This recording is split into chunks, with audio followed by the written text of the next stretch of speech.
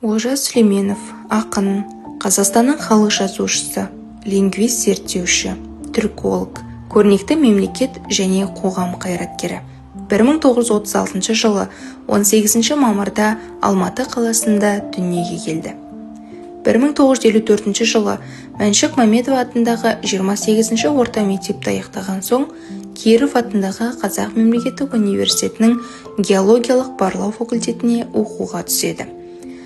Курстарды аяқтаған соң, Простор журналының поэзия бөлімінің меңгерушісі, Қазақфильм киностудиясының сценарлық редакциялық алқасының бас редакторы, Қазақстан жазушылар одағының бірінші хатшысы қызметін атқарды. Аз уақытта Семей полигонындағы жарылыстарға тоқтау салуға қол жеткізген Невада-Семей қозғалысын құруы, оның қоғам қайраткері, саясаткер ретіндегі еңбегін айқындады. Олжас Сүлейменовтың көптеген кітаптары түрлі тілдерге аударылып, басылып шыққан бүкіл әлемге танымал автор. Өлеңдері мен поэмаларының алғашқы кітабы Арғымақ атпен 1961 жылы жарық көрді. Ол совет поэзиясының үздік шығармалары қатарына кірді.